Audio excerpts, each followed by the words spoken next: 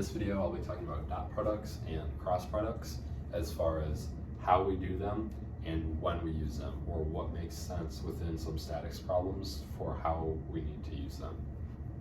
So for dot products, all we're simply going to have is our two numbers with ij and k, and all we're going to do is multiply our i's down, our j's down, and our k's down, so that we're left with an I term, a j term, and a k term, simply like that. All we're going to do is multiply down, leave our i's, j's, and k's together so that we add them, but it's just a multiplication down.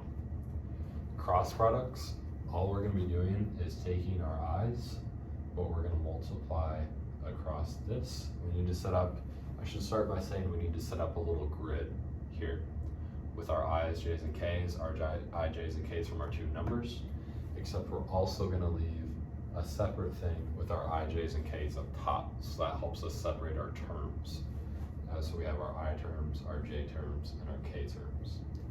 But as I was saying, we're going to multiply across, then, so we have this j times this k, and then we're going to subtract that from this multiplication across this way. So we have k1 times j2.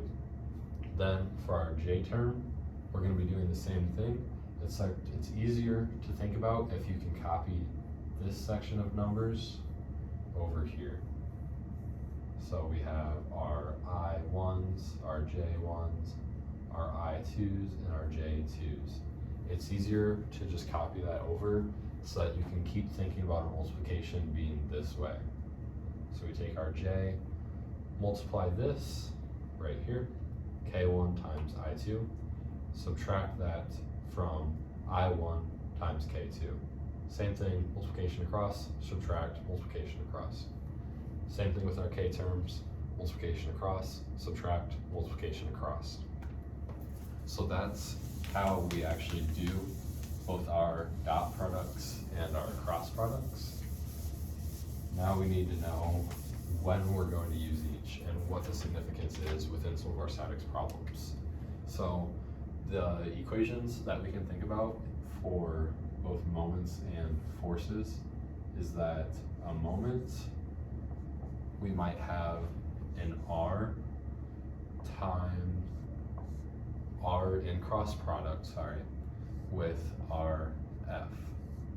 So if I'm given a force, I can't exactly draw it, but say this was an I, J, and K force I, J, K hat, and say that this was a distance in my I, my J, and my K.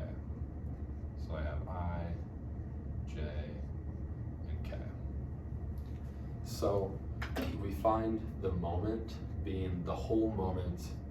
Doesn't really matter what we're looking at. We're just looking at a point, and we're rotating around that point with a specific force. So I would do cross product, as we just talked about, with the example we did over here with our IJs and Ks. This is going to give us all of the moments around this point in our IJs and Ks. Just every single moment that's happening around this force at this point at this distance. That's this R times F is all of that. And I should specify that our R in this example is just going to be these distances, IJs and Ks. Okay? This is different than when we do dot products. Dot products are looking for a moment or a force due to a specific route or along a specific route. So the moment along AB, for example, due to our force at this moment, at this distance, but I only want to look at it along this route. So same thing, if I have the same force in my I's, J's, and K's, and I have the same distance, I, J, and K, I'm going to do the same exact initial step. I'm going to do my cross products over here, and this is going to give me every moment happening around this point. What's different about this problem when we're looking for the longest specific route is I might say, I want the moment along this specific route if I call this A, B.